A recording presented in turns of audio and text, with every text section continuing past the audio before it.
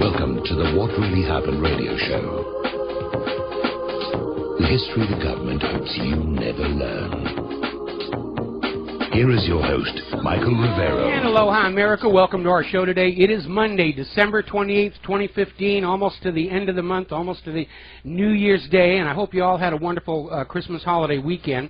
We have got lots of stuff to talk about today, obviously a lot of it accumulating over the last few days that we were off the air. Our phone lines are open, 877-300-7645, 877-300-7645. Tom is sitting in our control room, twiddling the dials, keeping us out of trouble, ready to answer the phone when you call on in. Now, turning over to the war zones, there's an interesting article that came out over at Blacklisted News. Obama scrambles to create new ISIS narrative. Okay, and basically what it is they don't seem to care if you all know they have been feeding you a fairy tale about going after ISIS and Al-Qaeda. Well, that one doesn't work anymore. The people are onto us. Let's come up with a new lie.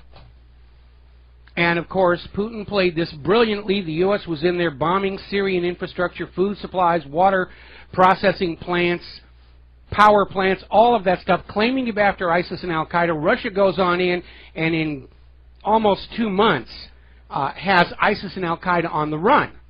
And the U.S. is saying, you can't do that. That's our gig. Except, of course, that Syria invited Russia to be there and has most assuredly asked the United States not to be there anymore. Starting to see the exact same thing over in Iraq. Now that the Iraqis are kicking the Americans off those front lines, they're starting to make huge gains against ISIS, ISIL, Daesh, whatever they're calling themselves this week. But basically they're trying to find some way to revive the war agenda, come up with another fiction that you, the American people, will believe, and continue to throw what's left of your money and the lives of your children into more wars of conquest. And, you know, that old wisdom, fool me once, shame on you, fool me twice, shame on me, applies. The American people aren't going to be accepting any more excuses why we have to go into Syria, why we have to go back into Afghanistan, why we have to go back into Iraq, why we have to go back into Libya, why we have to go back into Yemen. The jig is up. We know what's going on. Now, Seymour Hersh, who is a Pulitzer Prize-winning journalist, he's got a long track record of accuracy, objectivity, and getting the facts right, has come on out saying that there is no question Washington, D.C. knowingly provided weapons to ISIS/ISIL/Daesh. Declassified government documents prove it. The United States created ISIS and Al-Qaeda as manufactured enemies to justify invading other people's countries. Oh, look at the horrible things ISIS is doing on those professionally produced videos. We simply must go on in there and save the Syrian people from democracy, from the terrorists. Colonel Alexander Zilin over in Russia is saying that as far as Russia is concerned, ISIS is merely a department of the Central Intelligence Agency. And he's absolutely right about that. Now, they're starting to capture more and more of these ISIS fighters. They have found cell phones on some of the officers with data linking them directly to Turkish intelligence. Captured ISIS fighters saying, yeah, we're being trained in Turkey. It's safer for us to train in Turkey than in Syria. In Syria, we can be attacked while we're being trained in Turkey. We're perfectly safe. It is now known Turkey is supporting ISIS in Syria against Assad. Meanwhile, we're hearing that the United States, at least for the moment, is tacitly agreeing with Russia and the United Nations that Bashar al-Assad should be allowed to run for the presidency of the new political solution that they're trying to come up with over there in Syria. I don't think the U.S. really means it. They're going to have a plan B. Now, there was this Syrian journalist and filmmaker who produced anti-ISIS documentaries, and he exposed some of the atrocities committed by ISIS in Aleppo, and he has been, unfortunately, assassinated. There's somebody who doesn't want the truth getting on out about what's going on over there. Meanwhile, Germany's government is a little bit irked at NATO because NATO has issued orders to German reconnaissance planes, in particular AWACS, to deploy down to Turkey, to fly over the middle of Turkey to monitor the border with Syria. Now, the AWACS is a flying radar. It's also an airborne command post, which tells us NATO is looking forward to a time when they will have something in the area they need to be commanding. So they're looking to escalate that situation. The Iraq Army says that they have fully liberated Ramadi from ISIS. The U.S. Defense Department is saying, oh, no, of course they haven't done. We need to go in and mop up for them. But Iraq is saying, no thanks, we got this covered. We really have this covered. Now here's where it gets really interesting. Sputnik News, quoting Fars News, is saying they have confirmed the United States evacuated ISIS commanders from Ramadi. And if that doesn't tell you ISIS is working for the United States of America, nothing will. Nothing will convince you.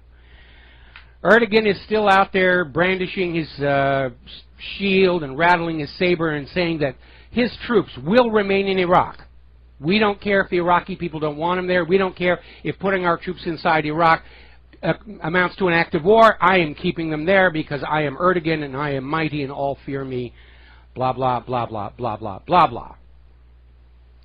Now, over in Afghanistan, both Afghan and American officials are basically starting to say that they can't reconquer the place. They can't take it back from the Taliban. It's another quagmire we are stuck in, and more people are saying, why are we even there anymore?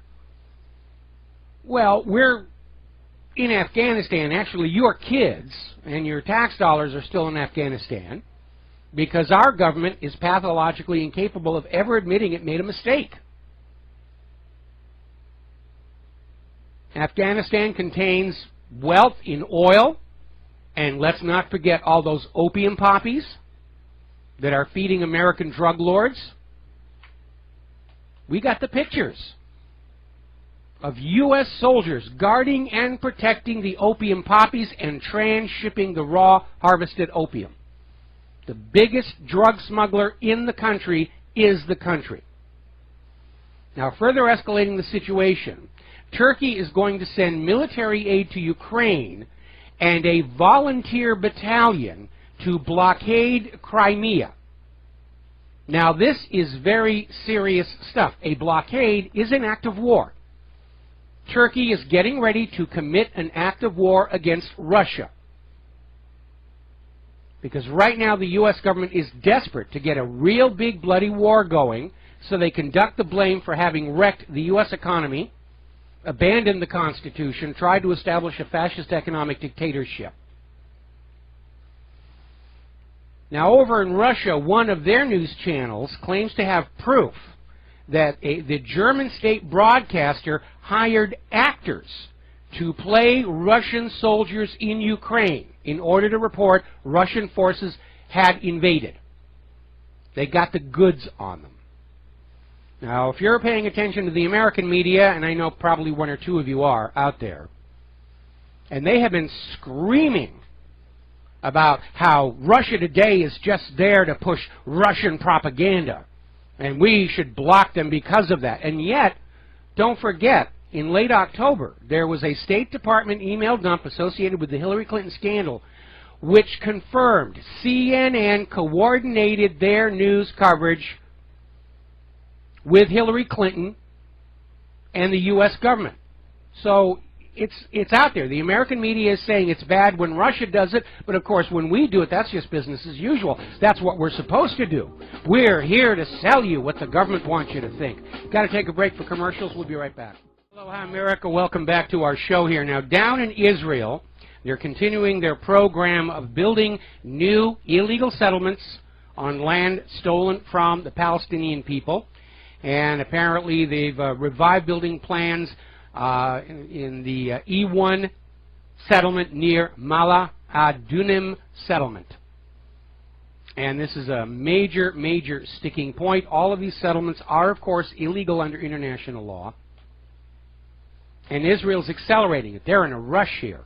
Now, we are hearing a very alarming allegation coming from within Gaza that Israeli planes are now spraying plant killer on Gaza food farms. They're trying to destroy the Gazans' food supply. And of course, Israel doesn't allow outside food to come on in. Control the food, control the people. And this is a war crime. It's a crime against humanity to destroy people's food supply. Apparently, farmers in Jor el-Dik, south of Gaza City, Al-Qurawa town, north of Khan Yunis, and Wadi al-Salqa, agricultural town south of Deir al-Balan, complained of overflights by Israeli airplanes spraying chemicals and the subsequent loss of their food crops. Now, a little bit of good news, I guess. The director for all of Israel's missile defense, the guy who was behind Iron Dome and David Sling and all these other programs, has been fired because he was caught keeping classified data on his personal email computer. Pay attention, Hillary. That's what's supposed to happen. Apparently, George Bush has canceled a plan to speak at the Switzerland-based United Israel Appeal because human rights groups have demanded Swiss authorities arrest Bush for war crimes, in particular authorizing the use of torture. And apparently Bush is concerned the Swiss might actually do it. And they should. War criminals should be brought to trial. Nobody is above the law, not even the Bush and Clinton families. We're getting fed a daily dose of booga booga. European capitals warned of possible terror attack before New Year. We're hearing all kinds of warnings it's going to happen. Obviously, New Year's is a potential symbolic target. So's the Super Bowl. It's the 50th Super Bowl, and there are 50 states. Look at the symbolic linking up of that. And we know our government is desperate to revive the war fever, the hate the terrorists fever. Love the Muslims, hate the terrorists, which actually does make sense, you know, but that's the bind they're in. Now, Anonymous, which as you heard on the news break, has been causing all kinds of misery for the Turkish government, and good for them for doing that, is now claiming that they actually stopped a terrorist attack that was going to happen in Italy by hacking into their computers and providing the information to the appropriate authorities. And that's a real good thing. Funny how Anonymous can do the job NSA claims to do but can't. Anonymous doesn't have taxpayer funding. They're a bunch of amateurs. You know, very dedicated amateurs working on their equipment they buy themselves, and they're doing a better job at stopping terror than the NSA is.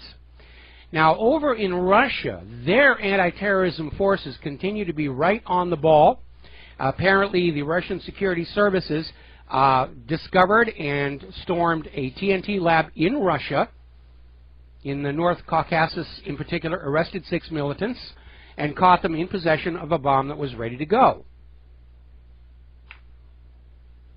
So let's talk about the economy a little bit, because it's not good.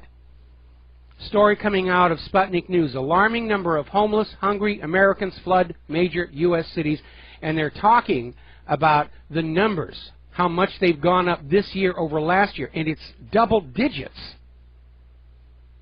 28% more homeless in Washington, D.C., our capital city. 28% more homeless, 60% more transient families. Demand for food assistance rose 27% over last year's, 27%. Now there's another article coming out of David Icke. 15 American cities are destroying homeless camps just days before Christmas, going into a brutal, cold winter. We'll be talking about that later on. And these cities just destroyed the homeless camps. Portland, Maine, Seattle, Washington, Phoenix, Arizona, Eureka, California, New Orleans, Louisiana, Washington, D.C., Boise, Idaho, Mendota, California, Kissimmee, Florida, Tucson, Arizona, Salinas, California, Oakland, California, here in Honolulu, the Aloha State. Where do they think these people are going to go? We're on an island in the middle of the Pacific Ocean. It's not like they can swim back to the mainland. Dallas, Texas, and New York City.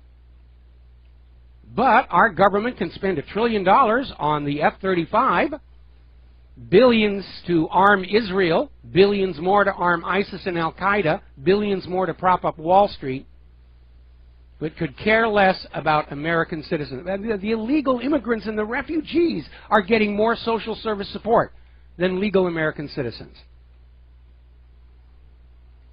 Now, normally every election cycle, the year before the election is actually held, you usually see the economy improve. And this is political machinations, copious amounts of instantly created money to make the economy look like it's good to benefit the incumbents.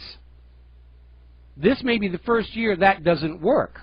And even Fox News was reporting that if the Dow cannot get back up high enough in the next few days, this will be the first year since 1939 that we didn't have a positive end in a pre-election year. And of course 1939 was the start of World War II.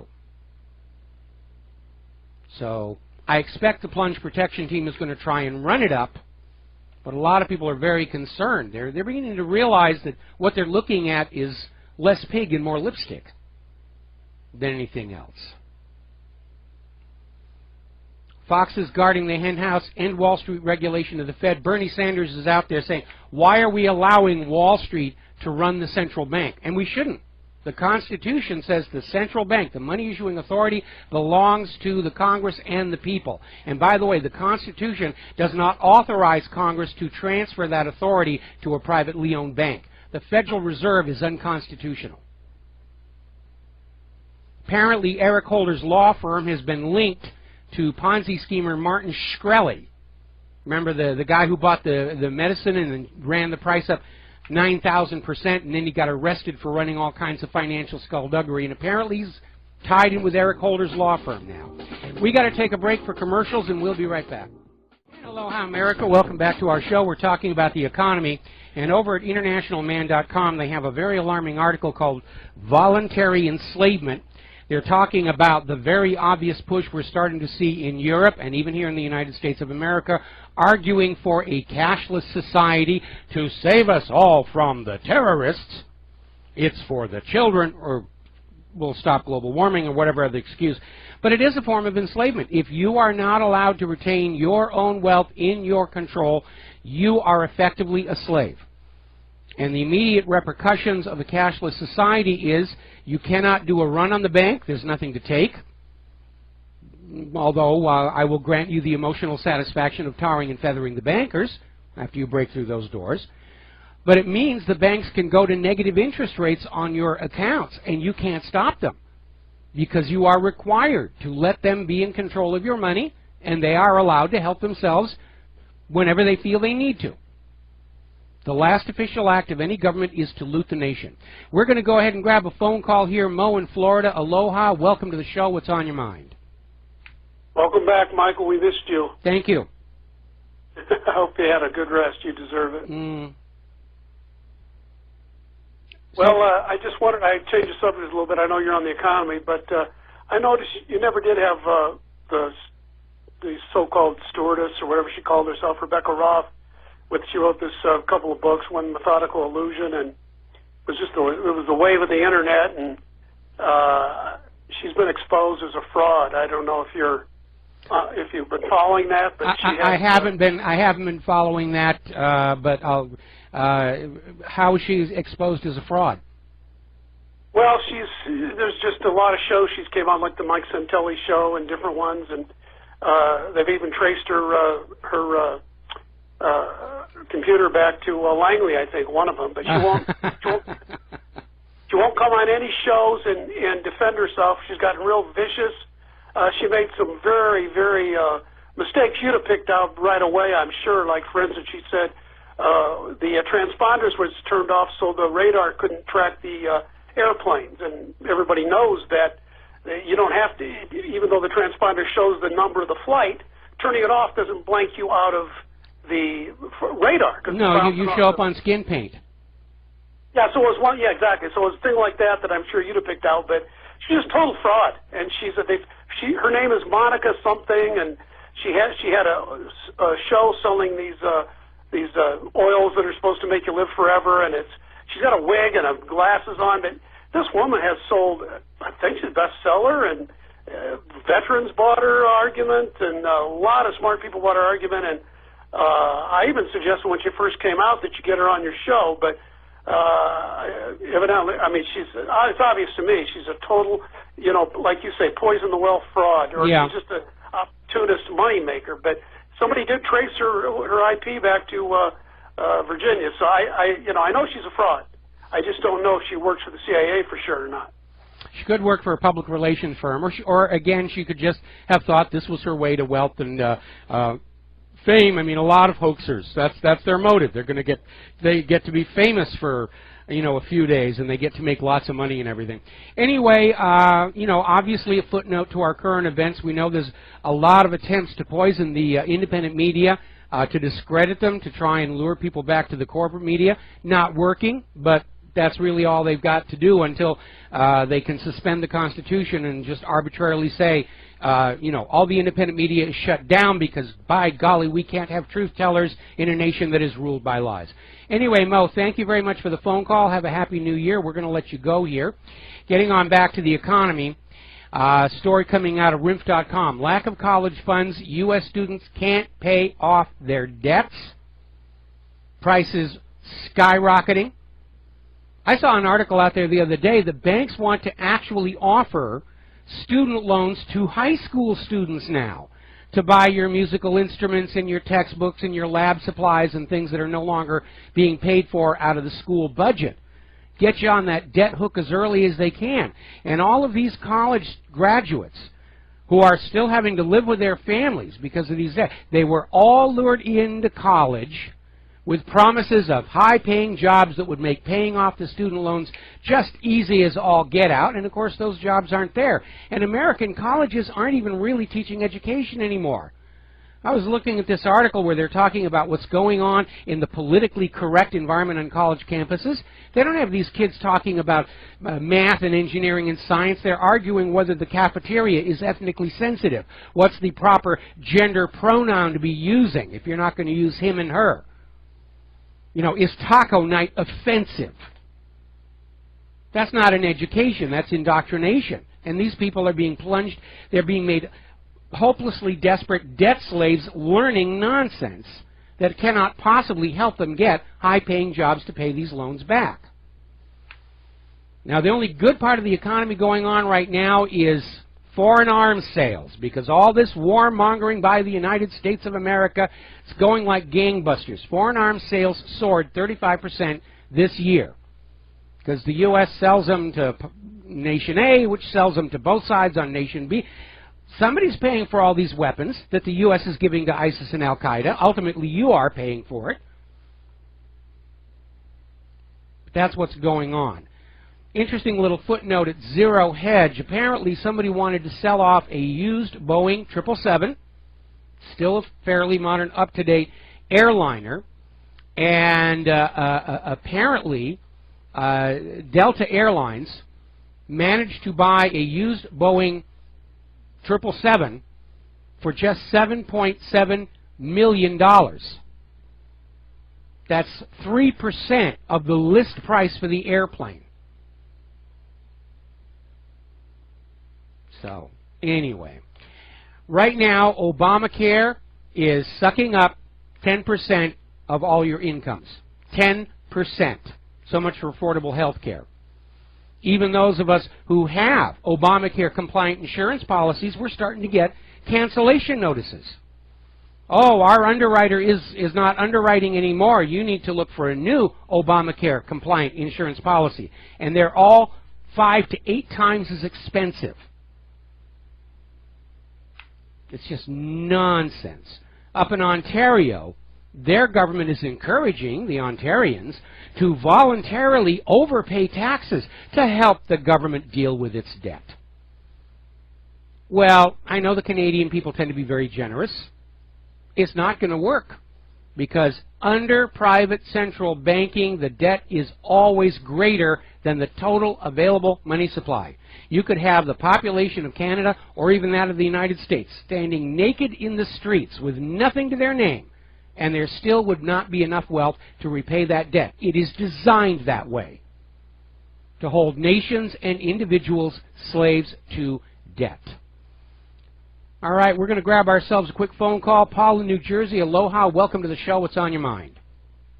Yes, sir. I want to mention a few things about how anecdotally I've seen that Obamacare or the Unaffordable Care Act is just wrecking people's lives in the middle class. It's happening to me. My boss personally is taking out $400 a month out of my monthly paycheck because of having to pay for the health insurance increases.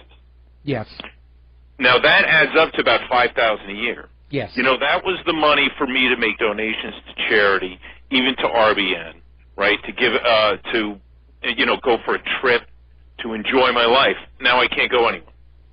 And I know other people that this is happening to. All these people, and if you do this to millions and millions of people at the same time, it's just an economy killer. Well, you know something, you're absolutely right. I'm going to put you on hold because we got to take a break for commercials. But when we come back, I'm going to basically lay out why this current grab everything from the people policy is doomed to fail. So, Paul, stay on the line. Sure. We'll be right back. Aloha, America. Welcome back to the show. We're talking with Paul out of New Jersey, and unfortunately what we're seeing, whether it's Obamacare or any of the other things that we're required to buy that we may not want, things that we are forced to buy over and over and over again, we're seeing a phenomenon where Wall Street corporations and the government are living in a dream world where there is still vast amounts of untapped wealth out here in the American heartland, and they just have to figure a way to scam it and everything will be okay. But as your story illustrates, the American people are at the breaking point. If they're having to pay more for health insurance, it means they're not able to buy something else that they wanted to spend that money on. And so the net increase in economic activity is nil. The net increase in tax revenues is nil. It's already a failed policy. But these money junkies in Washington, D.C. and Wall Street are so tied up in their addiction, they can't see beyond the end of the next stockholders report. Well, there's also other ways to get rich off our hides anyway, Michael. You know that. And that's through the health insurance parasitism. You know, if you think, and through the pharmaceuticals and health insurers themselves. If you think of adding up all of the health insurance companies, all to pay for their buildings, their profits for their CEOs, their Mercedes, and this parasitic class of insurers who get in between the way of people and their doctors. You know, when I go to the doctor, every time I walk into the office, I see about 4 ladies standing around, and I assume 2 of them are dealing with payments, insurance processing, and dealing with other ladies over in the bureaucracies of the insurance companies, talking with each other and working out finances and billing. And it's somebody in the way of the patient, the money, and their doctor. Well, it's basically, it's almost become a truism in America that our economy is being propped up by taking one job and finding some way to have 6 different people make money off of it. You go to another country and you're making a business selling hammers, and you'll have one guy making the wooden handles and another guy making the cast iron head, and maybe a third guy assembling it, gluing it all together, tapping the spike into the top here. Here in the United States of America, you add on all these regulatory compliance people who put stickers on the thing saying, you know, hold by wood handle, use heavy part on nail.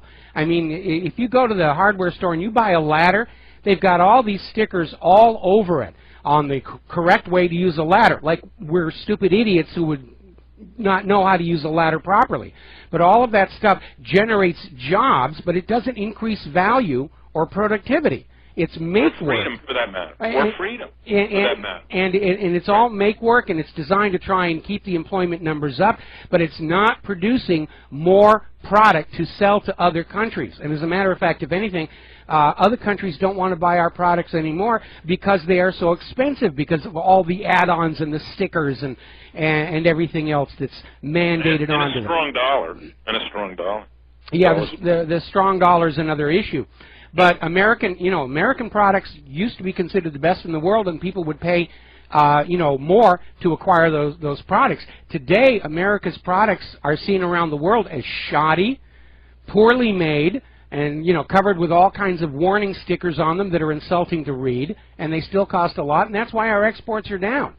And even though right, and no, big business and commerce decided they would outsource American manufacturing, basically set it up in China. That was an act of economic treason on a grand scale when America went on the outsourcing path. Yes. Of transferring the means of production to China. It's in a sense, it's economic conquest and takeover. Well, you see, the U.S. embarked on that outsourcing policy to please the corporations, to lower their costs so that they could make more profits, back at a time when it was assumed that the U.S. economic system could continue to prosper because everybody in the world was using the dollar for global trade and banking across borders.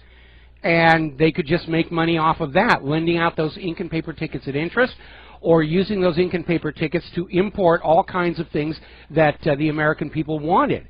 But that reality is now gone, and that's why the U.S. government is in such a panic. There's no more money to be had from the American people. There's nothing that we're exporting anybody wants to buy, certainly not our GMO-tainted agriculture. And with the collapse of the dollar as the primary global trade and banking currency, there's nothing left to hold up the economy. And that's why they're in a panic right now. Yeah, but the dollar hasn't collapsed yet. It's still pretty strong. Because, in a sense, thank goodness for the chaos in Europe and elsewhere, right? Isn't that part of the reason they do it? Well, again, as you say, a strong dollar works against our export business. It's counterintuitive. A stronger currency is actually a bad thing. And that's why you're seeing all these governments trying to shove their currency down lower than the other one, and actually the U.S. is actually losing that war. Yeah, but if you have those dollars, then it's a good position to be in when it's strong. Yeah, but nobody has those dollars anymore. All we've got are offers of loans from banks and credit card companies. By the way, Michael, the one thing they should do is I urge the Federal Reserve, whenever they're going to do like another mass bailout or mass printing of money, why not just print out $1 trillion and hand it to everybody in the street? Like everybody gets $3,000. What do you think? Well, that would have absolutely worked. I mean, back in 2008, when the mortgage-backed security fraud imploded and started this entire mess, if the U.S. government had gone to the banks that committed these crimes and taken trillions of dollars from them and handed it to the American people, we never would have had the economic crisis. People would have had money to pay their mortgages. People would have had money to pay their credit cards. People would have gone down and bought American-made cars. We wouldn't have had to bail out the automakers. People would have had money to go down to the shopping malls and buy, hopefully, American-manufactured goods. We wouldn't have had the retail crisis. Everything the U.S. government did since 2008 was done to please the corporations and was absolutely 180 degrees the wrong thing to do to actually stabilize and rebuild the economy. Well, yeah, it's been bad for the middle class. Like I said, the demographics, the decline. Now the middle class is in the minority in this country. That was just an item. This is a bad portent of the future, Michael. Oh, yeah. I mean, basically what has happened is we're not a capitalist country any longer. We have descended into economic fascism, which is a system where corporations and the government are aligned together against the general population. And the agenda is loot, loot, loot, loot, loot the people, give it to us. See, everything's working fine. Yeah, but if they were for the American people, then what a blessing it could be, or for the world for that matter. Oh, they're not for anybody but themselves. Yeah. Okay? And their goal is to keep the scam going until somebody else is in the executive suite or somebody else is in office, and then it's not their problem any longer. Yeah, and the rest of the world be damned. You know, when you think of the chemtrails and all this other stuff, the hijinks of this super elite and what they're up to, it's just bad engineering and bad history on their part. They're actually making fools of themselves. Well, they don't care if they make fools of themselves as long as they make rich fools of themselves. So we're going to let you go here, Paul, because we're coming up on the top of the hour news break. Thank you for the phone call. By the way, skipping on back to that student loan situation, apparently Bill Clinton, a little flashback in history, Bill Clinton made student loans exempt from bankruptcy. If you have student loans and you go into bankruptcy, the student loans are not forgiven. Courtesy of Bill Clinton. Something else to remember when you see Hillary's name on that ballot. The decline in oil prices has brought Alaska to the point of reviving their state income tax. They've been without a state income tax for 35 years because the oil revenues paid for everything that they needed. And now they're looking at reimposing a state income tax on the citizens of Alaska. Going to create more of those Alaskan sourdoughs, which is somebody who's sour on Alaska but doesn't have the dough to leave. Now, getting on to our political candidates, Hillary Clinton is out there campaigning on her overthrow of Gaddafi. We came, we saw, he died. And apparently isn't mentioning that some of the donors to the Clinton Foundation were doing big business in Libya under Gaddafi. Little detail that she kind of left out, maybe doesn't want you thinking too much about as we go into the election year. Apparently Hillary Clinton is thinking about bringing out Bill Clinton as her secret weapon. He's going to go out on the campaign trail for her, and of course immediately that is going to draw all the fire for all the sexual escapades of Bill Clinton, all the women that he sexually assaulted, and Hillary bullied into silence. Jeff Epstein, that scandal's going to come back. Got to take a break for news and commercials. We'll be right back. Aloha, America. Welcome back to our show. Hour number 2. The phone lines are open, 877-300-7645. And as we mentioned before the news break, the Hillary Clinton campaign has decided it's time to put Bill out there on the campaign trail, have two Clintons out there making speeches, huzzah, huzzah, huzzah. Hillary has to be desperate to do that. She knows it is not going to be all good thing out there. Even Fox News right now is asking if Bill Clinton's appearance on Hillary's campaign platform is going to do more harm than good. Because inevitably everything that Bill Clinton did, looting Social Security, the stained blue dress, Vince Foster, all of that's going to come on up.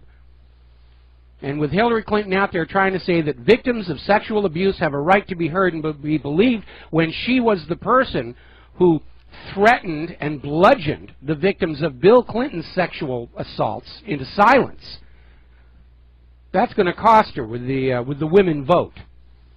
And of course we still have that open issue regarding Jeff Epstein, who had his little private island down there in which he had underage girls performing all kinds of things, and basically pimping them out to the rich and powerful. Prince Charles got caught up in that. Jeff Epstein had 21 different contact phone numbers for Bill Clinton. That's going to come on out. So Hillary had to be desperate to make that move. And I agree with Fox. It's probably going to cause more harm than good.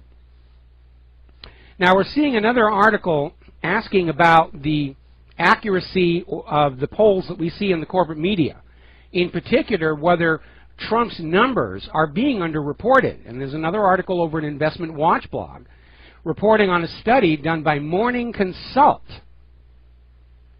which noticed that Trump consistently polls higher numbers from the online polls than from the live telephone surveys. Now, middle-class people tends to be pretty much flat, but they found that folks with college degrees, who are usually not at home to answer the phone, were the ones who were going to the online polls and saying they support Trump. And folks with the college degrees, they're just now catching the Trump wave, and there's a lot of room for that support to grow. And we know the corporate media polls are subject to rigging. Look how desperate they were to drag out some kind of a poll in Iowa that had Ted Cruz in the lead, even though Ted Cruz is not allowed to run for the presidency under the Constitution of the United States of America. All right, let's grab ourselves a phone call from John in Barbados. Aloha, welcome to the show. What's on your mind today? Hello, Michael. Just a general end-of-year note. I mean, this has been the year of wars everywhere. Including a war on the Constitution. And a war on the people, a war on cash. You name it, the wars are there. But what's developing in Europe now, Sweden is on the verge of a real civil war because they've just burnt down 9 refugee centers to the ground, completely destroyed them. Mm-hmm. And you know, this is even starting to appear in Switzerland. Oh, it's all over the world. It's all over the world. We posted a video to the front of WhatReallyHappened.com about how migrants down in Australia had gone on a riot and trashed an ice cream store because they thought they were going to get free ice cream, and just, you know, throwing chairs and smashing things. Yeah, it's just causing problems wherever it's going in. And, of course, George Soros is still out there dreaming of a totally blended world where we're all hugging each other and singing Kumbaya. And it's not working. Absolutely not. I mean, even in America now, it's looking very, very dangerous for a pushback against this Obama administration and all its nonsense. Well, that's why he's out there talking about grabbing the guns. They're afraid. The U.S. government, Wall Street, Washington, D.C., the White House, the Congress are absolutely terrified that the American people have been pushed to the breaking point. It's happening everywhere, Michael, and I think this will go down as the year that really it's already a third world war if you look at it sensibly. Oh, I'm in agreement. I'm certain that future history books are going to say we were well and truly into World War III, you know, long before this point in time. Yeah. And things are getting pretty desperate everywhere.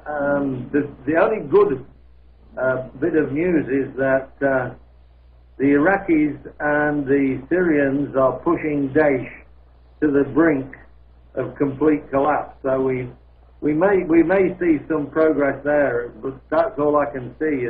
But again, it's just war. Yeah, but again, as you point out, with Russia and Syria's gains in Syria, and Russia and the Iraq's government's gains in Iraq, the U.S. plan to use Daesh to balkanize Iraq and possibly Syria, it's failing. The U.S. is losing this war agenda, and they're not going to quit. My concern is at some point they're going to hit the panic button and launch nukes. Well, the thing that I see is well, it's everywhere. I mean, the Taliban are back on the rise in Afghanistan. Yes. And everything that this administration has done over the past few years, it's a reverse Midas touch. It seems to collapse in total failure. Well, let's be a little bit fair here, okay? Obama did not do this failure all by himself. The recipe for failure, the path to failure, goes back, you know, for all the way back to George Herbert Walker Bush, at the very least. I mean, we can trace the roots of the decline of the United States back 100 years ago to the establishment of the Federal Reserve. And we've been slowly evolving toward fascism since then, and in the last couple of administrations, that rush to fascism has been accelerating, because they know the American people are seeing it, and now their idea is to try and rush it through as quickly as they can before the American people really do lose their temper. Well, I think they're already getting mad. Like I can't remember which film it was in, but first you've got to get mad, the guy said. That's Network, the Howard Beale speech. I'm mad as heck, and I'm not going to take it anymore. And Beale was right. You've got to let yourself feel angry about what's going on. You have to give yourself permission to be angry. You know, and all this anger management is just a bunch of nonsense. We have a right to be furious at what has been done to our country by corrupt politicians and corrupt Wall Street bankers. We have a right to feel we've been attacked, that the very heart and soul of the nation is under attack. I think that's happening worldwide, particularly in the Western nations. The only people that seem to be on the up is Russia. I mean, the support for their administration is at dizzying heights, 87%. Well, I think what Russia is understanding is that this whole private central bank Ponzi scheme is going to collapse, and Putin's goal is to try and let the U.S. and the EU peacefully pass away without destroying the rest of the world in their death throes. I think that's what Putin is trying to do. I think anybody who's objectively looking at what's going on sees that the U.S. government is about to follow the USSR into the dustbin of history. We just have to, ease it along a little bit. We need a hospice for the U.S. government so it can die in peace and not hurt anybody else in the process. Okay? Well, the way Russia and China are acquiring gold wealth is just amazing, and now it looks very likely that the final death throes of the dollar will be when Russia and China back their currencies with gold. That's going to be the next step here. All right, John, got to let you go. Got to take a break for commercials. We've got three more callers waiting on the line. We'll get to them as soon as we get back here. Aloha, America. Welcome back to our show. We got some callers on the line. I'm going to start taking phone calls. We're going to begin with Rob in New York City. Aloha. Welcome to the show. What's on your mind? It's actually Ralph. Ralph. Okay, my mistake. Hey, Justin. I work in New York City, here a few blocks away from the stock exchange here on Wall Street. Everyone around the office is talking about indentured servitudes and feudalism all over the office here and where I work at, a few blocks away from the stock exchange. I'd like to know, when an economic collapse happens, will that be effective right in that category down the road? Will that happen? Well, basically, any loan being repaid at interest is a form of indentured servitude. But apparently, there's now a plan out where certain investors will pay for your college career in exchange for a percentage of your earnings over your lifetime. And that also is a new form of indentured servitude. And yes, fascism ultimately leads to a revival of feudalism. That's what they want to go to. They want to go back to the Middle Ages, where the land owned the people rather than the people owning the land. And all the wealth is concentrated in just a few hands at the very top, and everybody spends their lives, working and living by the leave of the nobility. Right. Mike, I'm a graduate of the 80s, and I never believed in going to college. And I looked at my credit score. My credit score is really high. It's a little bit above 800. I never took out any loans. Don't have any debt. No credit whatsoever. Now, I don't bother using credit cards. I always use cash all my life. Yes. Now, is that basically good for the average person, or that's basically awesome, in your opinion? Well, there are two schools of thought. One is that you're not going to get credit when you need it unless you're already in debt to somebody and servicing that debt loyally like the good little slave that you are. Obviously, during a time of economic collapse, the less in debt you are in, the less they're going to come after you. Because if you read the fine print on your loans, on your mortgage, on your credit card contract, it says in the event of a major economic upset, they can knock on your door and say the entire outstanding balance is due right now, and if you don't have it, we'll just take your children and sell them for medical experiments or something. Exactly. But I have zero debt. I owe nothing. So is that really good or bad? That's going to be good for you in an economic collapse. Absolutely. The problem is, who's going to take advantage of the collapse to try and impose a more draconian system?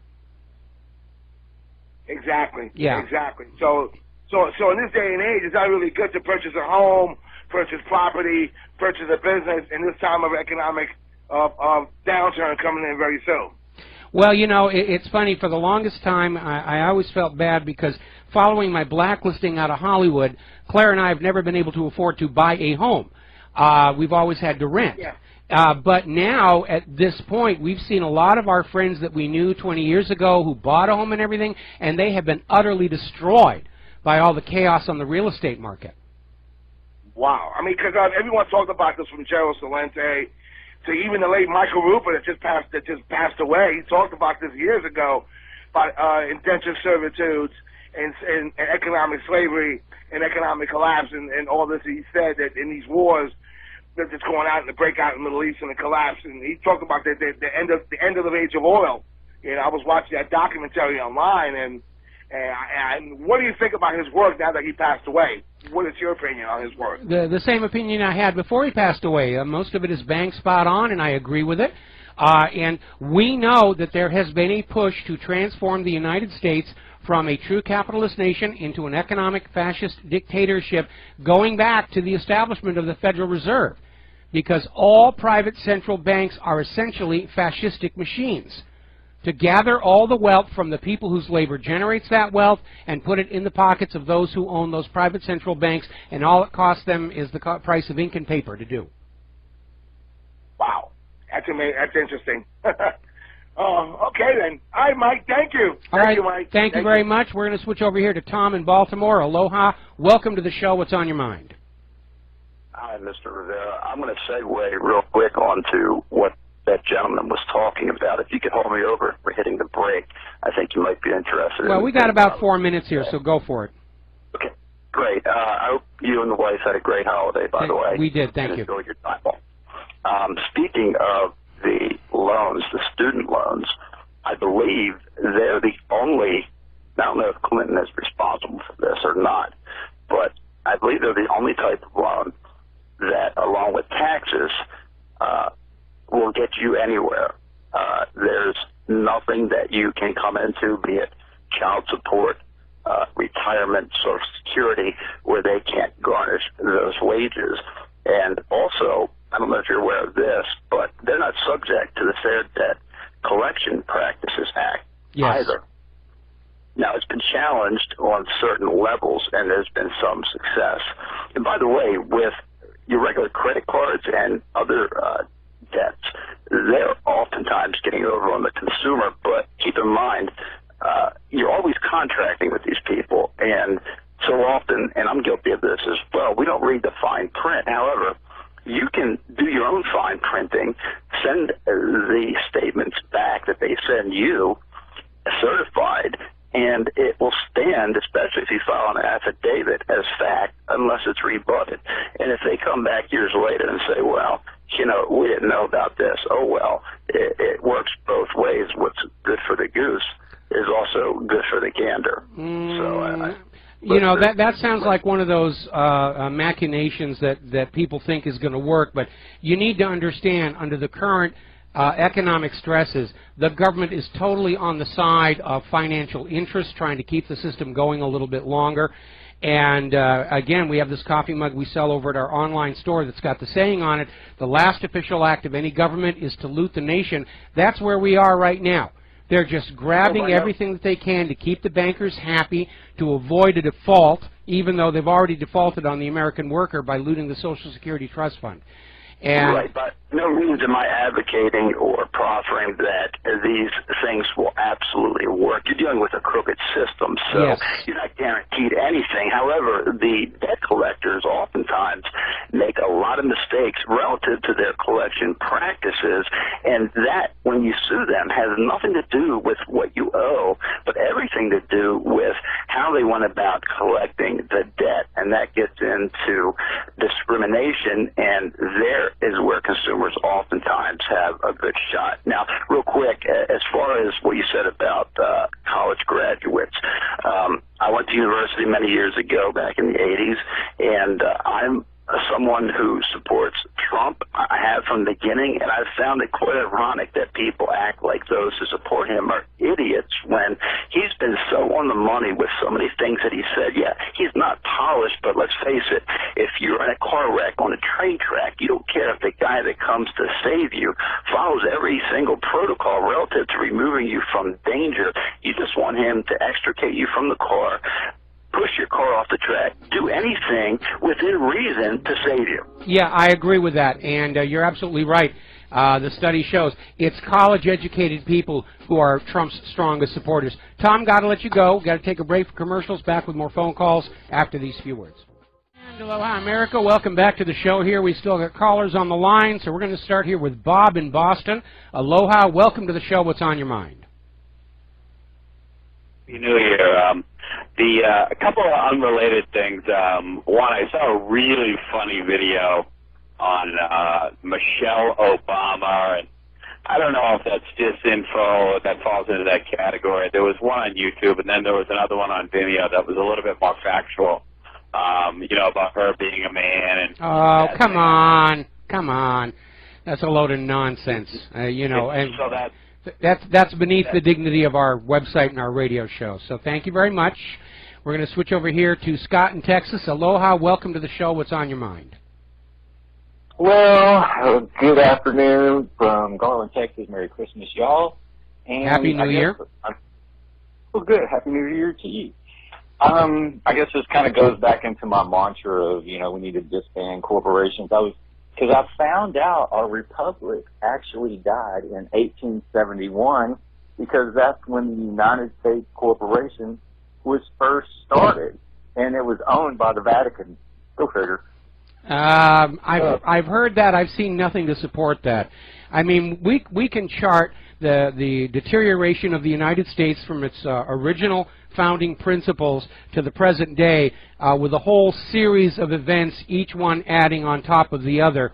But my opinion is that the doom of the United States was sealed back in 1913 with the establishment of the Federal Reserve.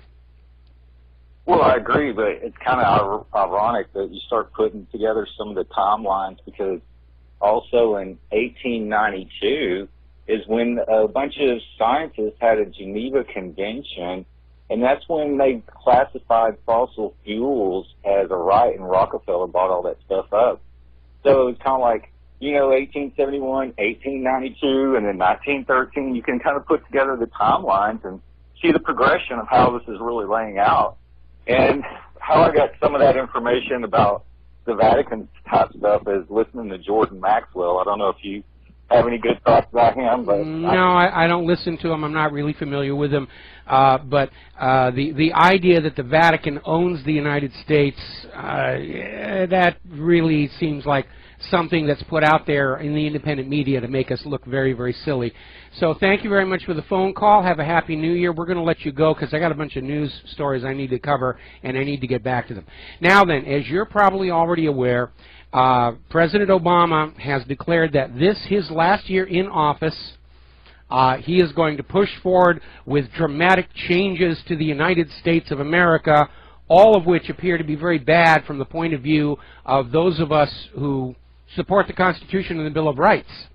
And we know that there is talk about some very draconian executive orders coming on down regarding personal firearms ownership. And they're not talking gun control, they're talking outright confiscation. Now, Donald Trump, back on October 19th, was sounding the warning. The president is thinking about signing an executive order where he wants to take your guns away. And then he goes on to say, people are tired of what's going on in this country, and they're tired of what's happening to our country. And Trump is right about that. We, the people, are righteously ticked off, and we ought to be, at what's going on. That Constitution is the original contract with America. It is the rules under which we, the people, allow the government to be the custodian of our sovereignty. And if politicians do not want to abide by the Constitution and the Bill of Rights, the honorable thing to do is to resign and seek useful employment somewhere. Hard to do in this economy, I understand. But you don't get to, get into office and then change the rules. The U.S. federal government is supposed to be the employees of the American people, not the other way around. Story coming out of, I just have an IP number here, but apparently William Crystal is concerned that if Trump were to be elected president, he might start digging into 9/11, find out who really did it, and be angry enough to actually start sending some of these people to prison, where they richly deserve to be. Because I hold it is the highest of high crimes and misdemeanors for a government to lie or trick their people into wars of conquest. All right, we're going to grab another phone call here. Scott in Virginia, aloha, welcome to the show. What's on your mind? Aloha, Mike. Listen, I've been following this propaganda leading up to Syria attacks. And one thing I've noticed in the news media, I don't know if you've noticed it or not, is every time they show convoys of what they allege to be, ISIS fighters in their Toyota trucks, every picture is cut off right where the license plates would be. Have you noticed that? Yes, I've noticed that. I've seen them. If they don't cut them off, they blur them. What do you make of that? Well, obviously there is something about those license plates which is going to be usable to track just how those trucks got there, because that's supposed to be this big mystery of how ISIS got all these brand new Toyota trucks, and obviously whoever facilitated that is guilty of treason, giving aid and comfort to the enemy during time of war. Because we are supposedly in this war against terrorism and terrorists. ISIS and Al-Qaeda are our enemies, and anybody who gives them any supplies is guilty of treason, which includes Hillary Clinton and Barack Obama, who we now know were arming, giving weapons and supplies to ISIS and Al-Qaeda in Syria, using that consulate in Benghazi as the transshipment point. Well, I tell you what, I have never been this more afraid of us getting into a nuclear conflict than before the days the Berlin Wall fell. Whenever Reagan would meet with Gorbachev and the meeting wouldn't go well, you would almost sense, well, that maybe this could happen. Oh, but yeah, now, yeah, I agree. I absolutely agree. Because now we have U.S. jets, we have Russian jets, we have Turkish jets, French jets, and English jets flying around in the same region, not getting along with each other, and we're just one step away from it. I mean, if World War I could happen because of a Archduke being killed, World War III is entirely possible with this scenario. We're already into World War III, and we're seeing the U.S. trying to provoke conflict with Russia and China because the U.S. government has convinced itself that if they can get a really big war going, we, the American people, are going to forget all about the crimes and corruptions and attacks on our Bill of Rights and salute the flag and fling our babies onto the designated enemy's bayonets. But I am convinced, after careful study of the situation, that the U.S. cannot prevail against Russia and China in a conventional war, and that means at some point between now and final capitulation by the U.S. government, they will resort to their nuclear weapons, and Russia and China will be forced to reply in kind. They're willing to risk incineration of the surface of planet Earth in this argument over whose piece of ink and paper the world is supposed to use for the next 100 years. Well, Mike, who do you think these people are, these people who are running things behind the scenes who aren't really attached to any one nation, the same folks that created World War I and World War II? Who are these people? Well, they're ultra-rich people who feel that their wealth gives them the right to tinker with the world. George Soros is clearly one of them. We now know that he's been bankrolling much of this migrant flood into Europe. Leading to a world where we're all blended together and they can drop the borders and the New World Order will rise triumphant. And unfortunately, of course, people with that kind of money, they're not elected. They don't represent the will of the people. They represent themselves. They do what they do because they've got the wealth and power to do what they do. And again, you know, some of them are listening to voices in their head and they think it's the imaginary playmate in the sky. John McCain is the same way. He's still out there saying, oh, Russia and China will never intervene. We can go wherever we want. All right, we got to let you go, Scott. Take a break for commercials. We'll be right back. Aloha, America. Welcome back to the show. Now, George Soros has gone on the attack against Donald Trump, penned an article that appeared in The Guardian, basically lashing out at Trump for saying that we should stop this illegal immigration migrant process until we know we're doing it properly and we can be secure.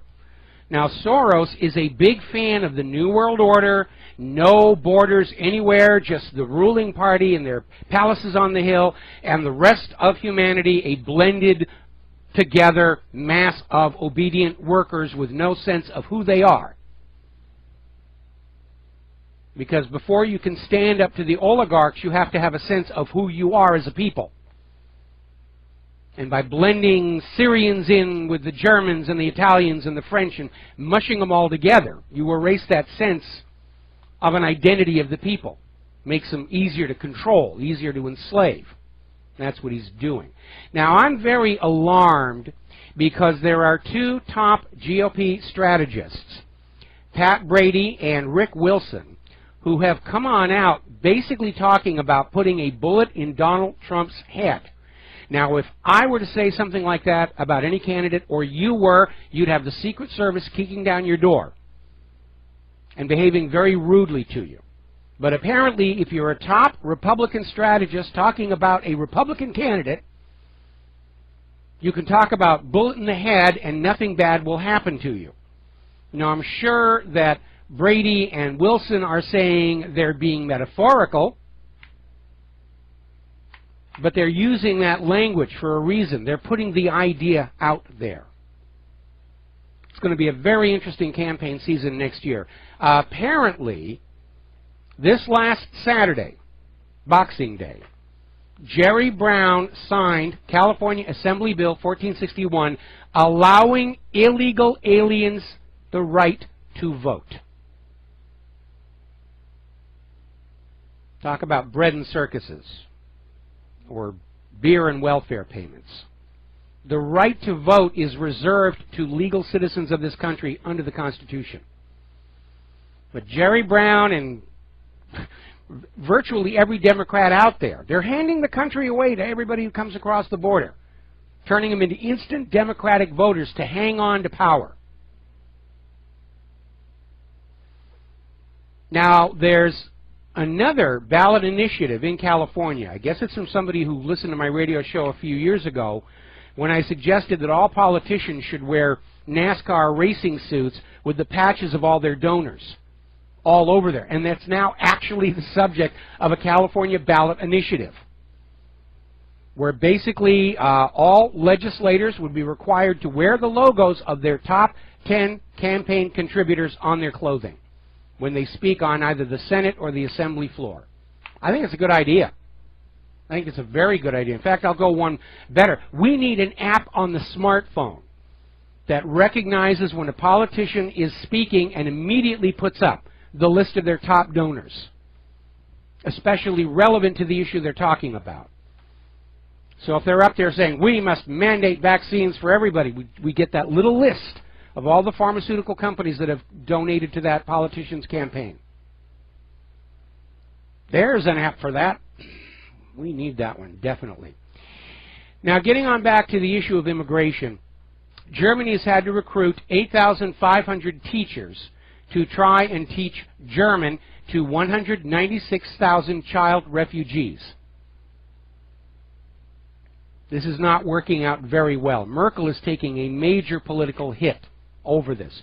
Far from the entire world banding together in one single mass of worker humanity, all of this migration, illegal immigration, has triggered a backlash of strong nationalistic feelings. My country first. We've got to take care of this country. The other countries can take care of themselves. Not our problem anymore. We have to take care of the United States. It's not our job to be taking care of Syria or Libya or Yemen or Iraq. And of course, we know that that's not the real agenda anyway. It's conquest, control of resources, control of wealth. Amazing. Now then, Al Sharpton is out there screaming that Chicago Mayor Rahm Emanuel should step down for mishandling the police brutality and racial violence issues. Chicago, huge crime problem, and they're held up as a model of gun control all across the country. Oh, we need gun laws like they have in Chicago. Well, we're going to get the same crime they have in Chicago. No, we won't. If we ban guns and put up signs saying gun-free zones, the criminals and terrorists will gladly go someplace else. Apparently, the latest upset in Chicago is police killed a college student and a 55-year-old mother by accident. And Rahm Emanuel is saying, well, we must have reform. And it's easy for him to say that, but it hasn't happened during his entire time in office. He hasn't done a thing about the problem. Now, the sixth grader, Tamir Rice, was shot and killed by police, and apparently they will not face charges. The police officer will not face charges. The grand jury came on back and said, well, you know, it's terrible, but these things happen. If you're going to live in a free society and enjoy the benefits of democracy, you just have to put up with a lot of people being shot. wrongfully by the police. And right now the body count, as we head into these last few days of the year 2015, the police body count is nearly 1,000, most of whom were not guilty of any crime deserving of death. The police are killing more innocent Americans than the terrorists are. They've killed more innocent Americans than the mass shooters have.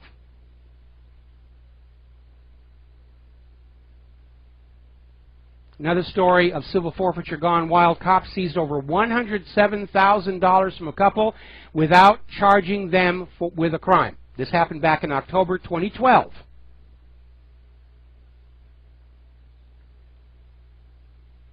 And apparently, it was a Massachusetts couple. They were stopped in Illinois. The Illinois cops took the money. The couple is saying they were on their way to Salt Lake City to see a medical specialist.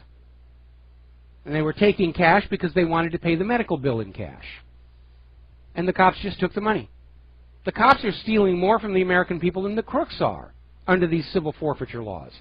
And apparently the Department of Justice has just changed the rules, where money taken in civil forfeiture is not going to be shared with the local police departments anymore, which means the local police departments will be doing more civil forfeiture on their own behalf because they've become dependent on that money. Now, back in April of 2012, a Kansas SWAT team kicked down the door and tore up the home of Robert and Addie Hart, 7-year-old daughter, 13-year-old son. The couple are both former CIA analysts. And the SWAT poured into the home, put them on the floor, said they were looking for evidence of a major marijuana growing operation. The entire justification for the raid was because a few months earlier, Robert Hart and his son went to a gardening store to purchase supplies to grow hydroponic tomatoes for a school science project. That was it. That was the entire justification for a SWAT team raid on their home. Do a science project, go to jail. It's not just a good idea, it's the law. By the way, apparently there was this story of a police officer at an airport, inside an airport, practicing his fast draw skills and accidentally firing off a shot. I always wondered what Barney Fife was doing these days with the Andy Griffith Show off the air. Now, having worked with firearms in a motion picture environment, the first thing you do if you're going to practice fast draw or anything is you unload the gun. And of course, this officer who fired a firearm inside the airport, thankfully didn't hit anybody, not going to face any charges or disciplinary hearings. If you fire off an accidental gunshot somewhere, you are going to jail and your guns will be taken. Now then, over in North Carolina, they had a mall shooting on Christmas Eve. The gun grabbers are waving it around. See, we've got to take the guns away. You know, interesting wrinkle to the story. When we come back from news and commercials, I'll give you the punchline on this one.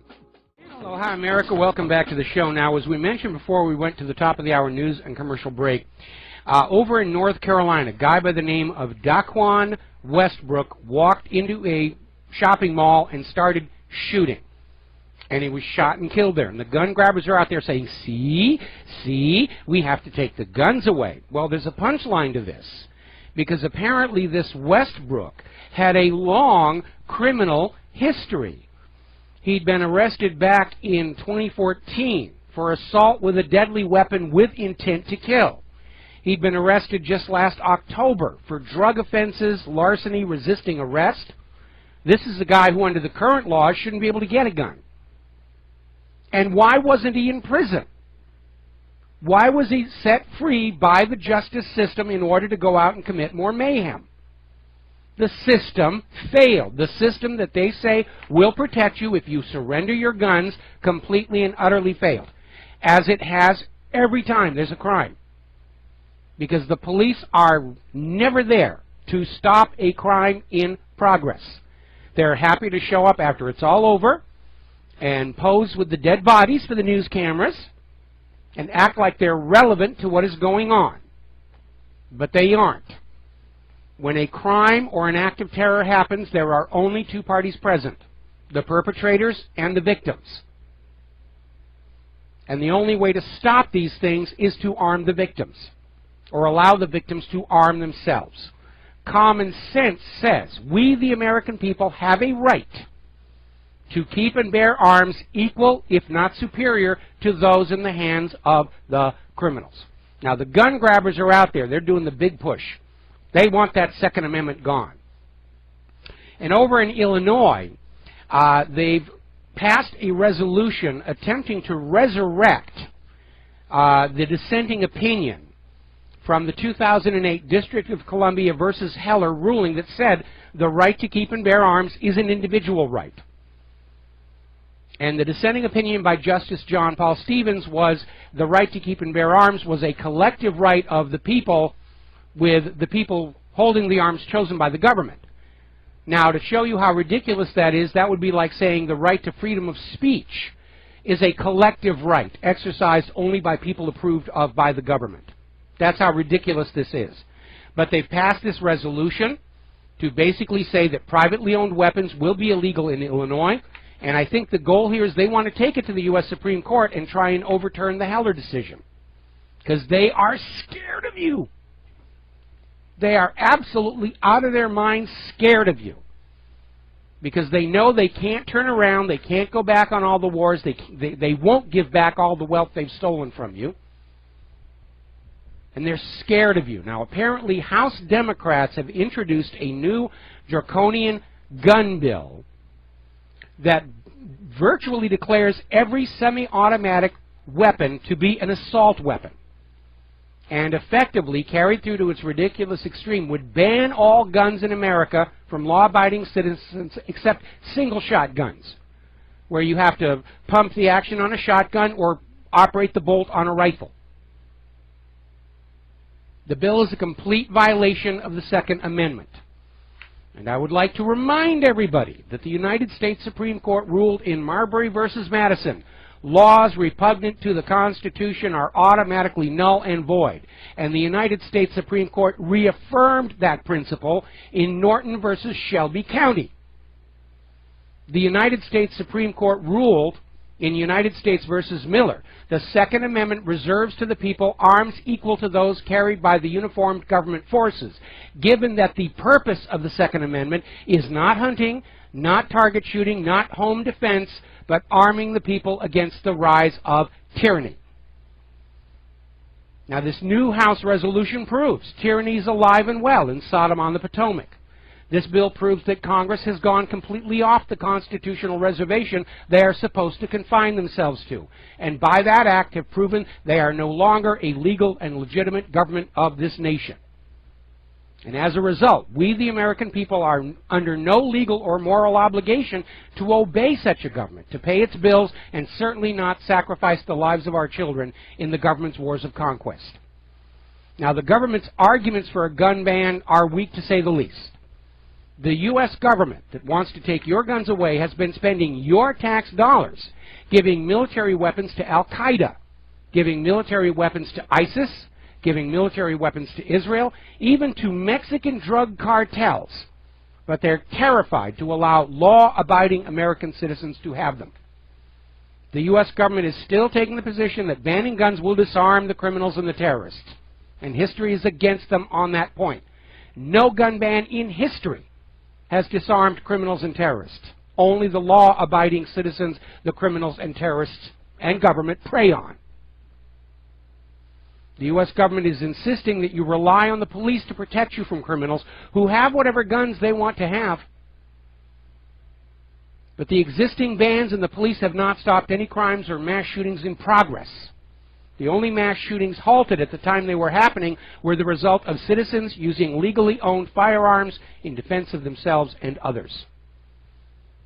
Today in the United States, the average wait time for a response to a 911 call runs anywhere from 12 to 26 minutes, depending upon where you live. In many police departments, the 911 line now goes to a recording system. Under the civil forfeiture laws, the police are stealing more from you, the American people, than the criminals do. And the out-of-control police have murdered more innocent Americans this year than terrorists or the mass shootings. And we're supposed to call and wait patiently for their help. Now remember the Warren versus District of Columbia lawsuit? This came from 3 women who were living in Georgetown who were the victims of a home invasion. They called 911. The Georgetown police said they were on their way but didn't show up until the next morning, after the 3 women spent the entire night being raped and brutalized by their attackers, who, by the way, escaped and were never found. The women sued the police for failing to protect them but lost the lawsuit when the judge pointed out there is actually no legal obligation for the police to intervene in the middle of a violent crime. There's no law that says they have to help you. It's up to them. And yet the government insists we disarm ourselves and wait for the police to show up, if they ever do, and hope they don't shoot the wrong person in the process, which is happening more and more often. The U.S. government's real goal is not to stop crime. Most of the weapons specified in this bill are not used to commit crimes. The goal is to preserve a military advantage to the U.S. government in the event of a popular uprising caused by further confiscation of our wealth and our children. The Second Amendment exists not to protect hunting and target shooting, but to give the people a means to hold oppressive government in check. Thomas Jefferson wrote in his own papers, "The strongest reason for the people to retain the right and keep and bear arms is, as a last resort, to protect themselves against tyranny in government." That's what it's really all about. Clearly, we are in an age of the rise of tyranny, fascism, and oligarchy in our federal government. All right, we're going to, actually, no, we're coming up on a commercial break, so we're going to wait to take that phone call in a minute here. All righty, let's see, scooting on down here. When we come back from phone call and commercial break, I'm going to go on a bit of a rant. More information about my experiments with Windows 10 and some general comments about the poor state of our infrastructure and how it impacts our economy and indeed the entire future of our nation. Because while we're all being told to be afraid of human-caused global warming and ISIS and Al-Qaeda, there is a real threat to the nation in our midst. We'll be right back. Aloha, America. Welcome back to the show here. We're going to go with Janet in Florida. Aloha. Welcome to the show. What's on your mind? Hi, Mike. It's simply about, you're talking about the gun control that Obama's after, and you mentioned very quickly all the Supreme Court issues, and I'm begging you, please, can't you print those out on your site so I can print them out? I want to call into different politicians here in Florida and elsewhere, and then be able to print out a letter and mail it in. Okay. But, you know, I can organize it better if I have it in print. Well, I'll tell you what, it was all written out as a comment on the article about the gun grab, and I'm going to go ahead and promote that to the front page again. It had rolled off on the bottom here. So wait for the cache to clear in about 5 minutes, and it should be right up at the top of the main page, okay? Thanks a lot. All Thank right, you. we're going to let you go. We all need to do this. We need to do this, all of us. Well, there's a fundamental truism here. The United States was started as a nation of laws to which everybody is equally subject, from the bricklayer in the house all the way up to the president himself. And we cannot tolerate a government that expects us to obey all the rules while ignoring the rules themselves. It's just not going to work. It's just not going to work. I can't tolerate him. And, you know, I own a Smith & Wesson for target shooting, and I'm now looking at a Ruger. And they just shoot .22s, that's all. I do target shooting, and I enjoy it. But I thought if I can shoot at .22s, then I can move on to a bigger bullet. I don't want to kill anybody. I just want to learn how to shoot. I think everybody ought to learn how to shoot, but, you know, I mean, even those Rugers, anything semi-automatic is being swept up in this House bill. You know, I know, I heard you say that, and that infuriated me. These are semi-automatics, for God's sake, yes, that I have. Yeah, .22 caliber, and it's still, it's an assault weapon. It's a .22 caliber assault weapon. Right, it's a right. pea Listen, shooter. With a crimson laser, yes, I could kill somebody, yes. All right, well, listen, we're going to let you go. We're running out of time here, and we're going to switch over here to Mark in North Carolina. Aloha. Welcome to the show. What's on your mind? Hello, Mike. Mike, I can't see the Congress daring to pass something like this. I mean, especially now when they know they're under the gun anyway. I mean, no pun intended. But I do see Obama trying to pass an executive order. And in that case, I think the states have to be prepared to make a stand. Say, no, you're not. You come in here with your federal agents, we'll arrest them. We'll stop them. We'll use militia. We'll use police. We'll use National Guard. Whatever we have to use, you will not do it. And as far as the military backing them up, no. If you notice what's happening there with Syria, that a number of top military officers warned Assad and gave him intelligence information against the wishes of Obama. And I think the military is very close to marching that clown out of the White House. Yeah, I've been hearing a lot of rumblings about that myself, and I'm not sure I'm in favor of a military coup in Washington, D.C., but, you know, we certainly cannot continue on the path that we are on right now. And, again, ultimately, even if you set aside, I get all these emails, oh, come on, there's not going to be an armed revolution in this country, so why do you need guns? We need home protection, because the police aren't there when our homes get broken into. And common sense says we have a right to have the same kind of weapons the criminals do, like the ones that the drug cartels are getting from the U.S. government through Fast and Furious. Those are military-style assault weapons, heavy caliber, 30-round magazines. We have a right to have the same kind of weapons in order to defend our homes when we know the police can't, won't, and in all probability are going to cause worse damage when they show up anyway. Yeah, and I'll tell you the truth. I would not be for the military over kicking this clown out, except for the fact that Congress doesn't do its constitutional duty, and that they have had, numerous chances to impeach. No, the entire system has become corrupted. The entire system is completely rotten through. The problem is the moral and the immoral are mutually exclusive societies. Neither one tolerates the presence of another. When a government starts to go bad, it goes all the way bad, and that's exactly where we are right now. Yeah, but the thing about it, the military, is they are sworn to uphold the Constitution. Most of the military people I know are strict constitutionalists. I mean, we've got a lot of military people here on Hawaii. We have a very high per capita presence of military bases and personnel. And the military people I talk to, they're not at all happy with the direction this country is going in. They signed up for the military to defend the nation they thought they lived in, and now they're learning that, no, they're supporting something very dark and very ugly. That's why I say it's time for them to march this guy out of the White House. It could happen. The elections right away. It could happen. It could happen. All right, well, listen, I'm going to let you go here. Thank you very much. And before I take any more phone calls, I want to get into this. This is going to be a little bit of a rant. As I mentioned last week, I decided in the interests of consumer knowledge to go ahead and take this laptop that was donated to support my wife's music. It was Windows 7 Home Premium, single-core CPU.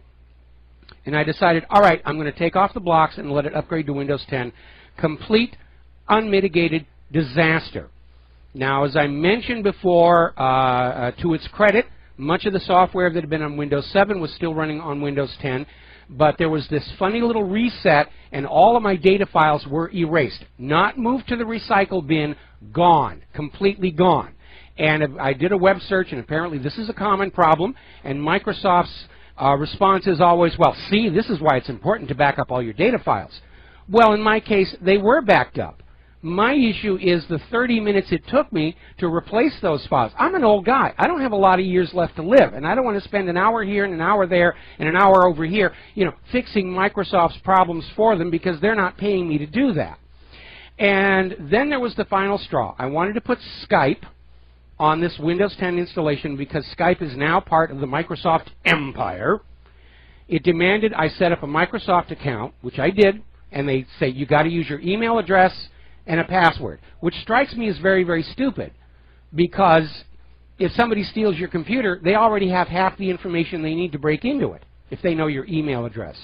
So I go ahead and I sign into the Microsoft network and I sign into Skype, and immediately Microsoft came into Windows 10 and it changed my login information on the laptop to match the Microsoft network credentials.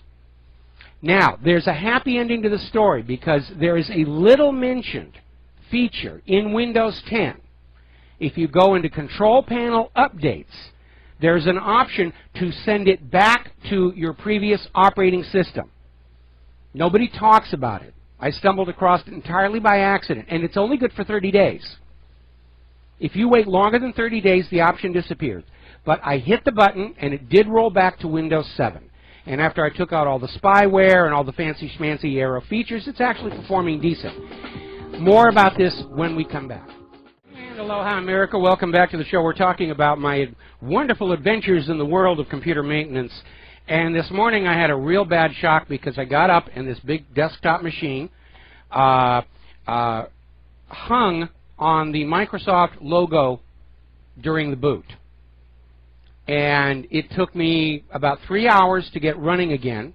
I hadn't made any changes to the machine. It apparently is one of the all too frequent Microsoft patches that caused the problem. And it was complicated by the fact that I was trying to do a system restore to an earlier point, and I kept getting an error message saying system restore has failed, you know, pick another restore point, blah, blah, blah, blah. And then all of a sudden the machine came up, and when I checked, the restore had worked. The error message was completely bogus. And I probably did 2 restores I didn't need to because of that bogus message. Now, frustrations aside, here's the problem. We are all being told by the corporate media that ISIS is a threat to the nation, that the yuan is a threat to the nation, the ruble is a threat to the nation, human-caused global warming is a threat to the nation, the gays are a threat to the nation, all this kind of nonsensical stuff. The real threat right now to our nation is through the economy because of the loss of productivity that we are seeing. Now, Microsoft's attitude, again, you know, if you did the backup, why are you complaining? Because restoring the backup took time. And during that time, I'm not doing anything I can make money with. Now, these computers have become a critical part of the national infrastructure. And they are fragile, unreliable. The companies that make and sell this equipment are protected from product indemnity, going back to the days of the Apple II when maybe it was justified, but it isn't any longer. And these companies like Microsoft have grown very, very rich by cutting corners, dumping their problems onto us, the end users. You know, we'll release an operating system, they'll find the problems for us, and we'll make more money. Well, while we're finding and fixing Microsoft's problems, we're not able to do the work we're trying to do to support our businesses. And that is, to me, the biggest threat to our economy right now, is the loss in productivity, billions and billions of dollars every year, because these computer systems have become unreliable. And they can fail with an update from Microsoft. Bogus error messages that don't really mean anything or are completely uninformative. And why this is a concern, I think if you go back and you look at the history of ancient Rome. Now, Rome, as they were building their empire, created infrastructure that they became dependent on. The system of roads, the aqueducts, various other things. Rome was an amazing place. But as Rome's government sank into debt, they couldn't maintain that infrastructure any longer, and it began to fall apart. And as it did, it brought Rome down with it, because of their dependency on that infrastructure. We're seeing the same thing here right now.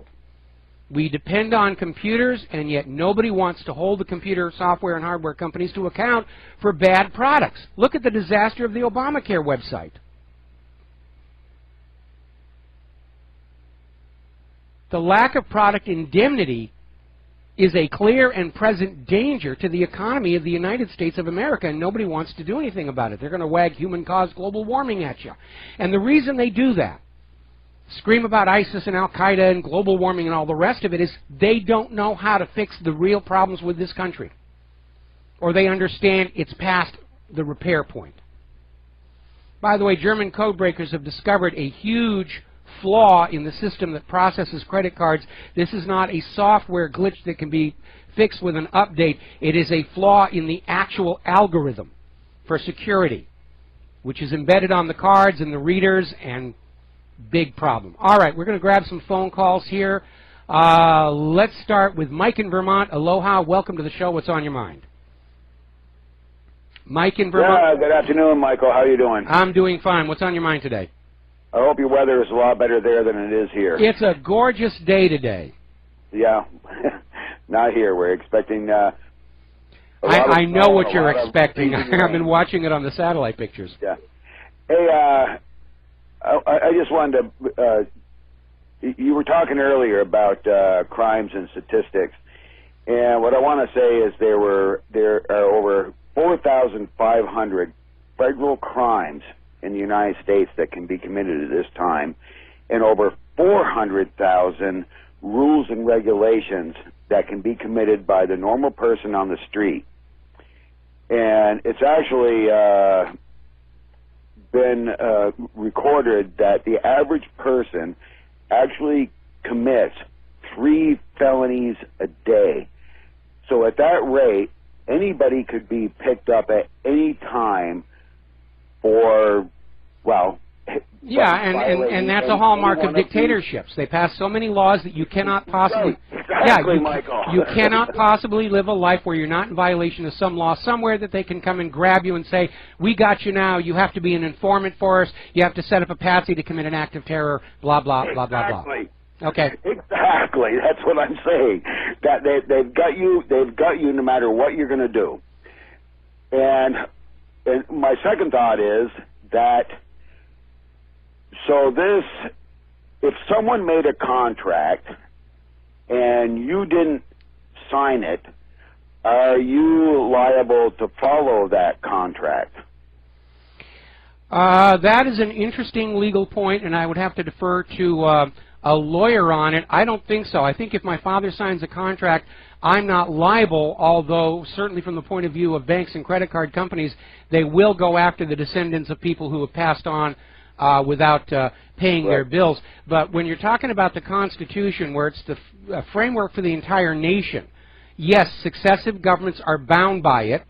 That's why we have a Supreme Court. But I didn't sign that contract, and do I need, I don't like saying this, do I need a piece of paper to tell me what I can and cannot do? Okay, Mike, you're misunderstanding the purpose of the Constitution. The Constitution doesn't tell what we, the American people, can do or not do. The Constitution tells the government what it may or may not do. The Constitution is, well, that's the problem, and that's... They don't care about that. Well, then they should resign. They should resign. So if they don't want to play... They don't care about it. You know, they sell their policies and taxes to us on the premise that they are running the nation defined in that Constitution. And they aren't. They have broken faith with the American people. And if they're not following the Constitution and the Bill of Rights, they are neither a legal nor legitimate government of this land, okay? Exactly, because it was a federalist government. They created the federal government, and now they can't even follow their own rules. And what I'm doing here, Mike, is because I saw, and I've been saying this for years, is that Socrates questioning. So I'm going to, you turn it around and you say, well, how can you do this and I don't have to do this, or vice versa, vis-a-vis. You do it, I don't. I do it, you don't. Where is the equilibrium there? Well, the equilibrium is that everybody is subject to the law equally under the constitutional system. Our problem is that we've evolved a society where if you're above a certain level of wealth and power, the laws don't apply to you anymore. That's why the Clintons are still in business, despite all that they've done. Mike, got to let you go. Got to take a break for commercials. We'll be back with some more phone calls. Aloha, America. Welcome back to our show. Last segment of the program today. Now, we still have callers waiting on the line. I'm going to try and get to you. I don't know that I'm going to get to all of you because it's a huge line. I will try and get to you. But first, I do feel a very strong need to talk about human-caused global warming because we're seeing, first of all, major winter storms are starting to settle all across the United States of America. You've probably been hearing it on the news. Major disruption of air travel. Now, over at Natural News, they've got an article where TV programs that question the orthodox story of human-caused global warming are being basically kept off the air at the direction of various governments that are planning to loot the people with carbon taxes. Now, as you know, and it's kind of weird, when you hear all these reports about all the snow coming on down in New England and Montana and Denver and all these other places and shutting down the airports, they're always prefaced with something along the line of, boy, isn't it amazing, in the hottest year on record, and all of a sudden we've got snow. Because they're still out there trying to sell that idea. 2015 was the hottest year on record. That all came from a report issued by the National Oceanographic and Atmospheric Administration that insisted there had been no pause in global warming. It was still continuing. Congress investigated, demanded the raw data, the methodology, and internal emails. NOAA refused Congress, defied Congress, saying we have to protect the integrity of science by not sharing our data. And of course, anybody who knows science understands the principle of reproducibility as being a valid check on what's going on. Judicial Watch filed their own lawsuit requesting these documents that are being withheld from Congress, because there's obviously been something going on with the climate data over at NOAA, and even some NOAA scientists have blown the whistle, saying they didn't agree with the report, that it was a political document put out there to support Obama when he went to the Paris Climate Summit. It's not based on science, it's based on wishful thinking. And following the issuance of the Judicial Watch lawsuit, NOAA has finally turned the requested documents over to Congress. They fudged the data again. Now, in point of fact, 2015 is not the hottest year on record. There were much hotter years in the 1930s. January warmth peaked in the 1950s and has been in decline since. Freezing rain and snow in Milwaukee today, dangerous winter storm to sweep West Michigan, cancellations, delays at the Gerald Ford Airport. Winter weather delays cancels most flights out of Detroit Metro Airport. Snow ahead for New England. I got family back there. They say it's really coming down. The Sun Bowl football game in El Paso, Texas, under major snow. So bad the TV crews couldn't even see the football anymore. Expecting 6 to 10 inches of snow to parts of Minnesota. Now, the El Nino current, which is caused by undersea volcanoes, delayed the onset of winter, but even the volcanoes underneath El Nino cannot deal with the fact that we're going into a little ice age. Snow forces New Mexico officials to declare civil emergency. And by the way, the California snowpack is above average for this time of year, but they're not going to call off the drought because apparently between fracking contamination and Nestle sucking the water out faster than it can be replenished, they're still in a drought condition there. All right, let's grab some phone calls here for the rest of the day. We're going to start with Nate in North Carolina. Aloha, welcome to the show. What's on your mind? Nate, are you there? Yes, sir. Okay, what's on your? You're on the air. What's on your mind? Yeah. Is there a title to that story? Is it up on your website right now that you just came into this segment with? Which one was that? About the latest global warming report that you just covered right now. It's all down the front page of WhatReallyHappened.com. Everything I do on the radio station is also documented at WhatReallyHappened.com. And over in the left menu, there's even a topic index where if you hit ClimateGate, it'll show you only the stories related to human-caused global warming, so you can always find the information there, okay? Okay. All right. Thank you. And another news report you covered last week or recently, you mentioned about someone who asked the survivability of current U.S. Aircraft carriers, and he said 2 weeks 3 weeks if they stay in port, 2 weeks if they get deployed. Was that a defense, someone from the Pentagon, or? Yeah, it was. In fact, it was a Navy admiral who was asked to prepare a report for the Joint Chiefs of Staff, and this was reported, I think, back in August. Okay. All right, ma'am. Thanks a lot. All right, thank you, and we're going to switch over here to Matthew in Texas. Aloha, Matthew. Welcome to the show. What's on your mind? Hey, Mike. Quick response to that one question or statement there. If we go to war with any of these guys, in 2 weeks is what monkeys will do within the hour. All our ships are already targeted. Okay, we got a really bad phone connection. Can you talk a little closer to the handset and try that again? Yeah, I was. How can you hear me now? Yes, I can. Yeah, if we go to war with any of these guys, all our ships are going down within an hour, maybe a day at the most. But 2 weeks is a joke. I mean, there's destroyers, but I digress. I want to go over to Second Amendment real quick. Mm-hmm. If we're giving these guns over to the Mexican cartels, then why can't we have them? That's exactly the point that I'm making, because some of those guns have found their way back into the United States of America and are being used to kill, border and DEA agents. And if our government thinks it's okay for Mexican drug cartels to have these weapons, then yes, common sense says we the people have a right to weapons equal, if not superior, to those in the hands of the criminals.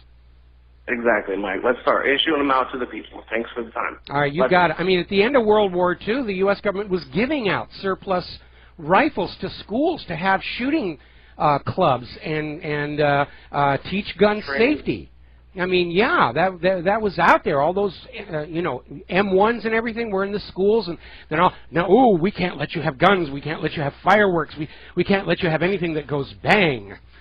All right, Matthew, well, I'm not asking for a nuclear weapon here, but, equal to the... Yeah, all right. Thanks, Mike. All right, you got it. Yeah, I don't want a nuclear weapon either, but I do want something I can put holes in paper with, and I do want something that I can chase criminals out of my home with if I have to.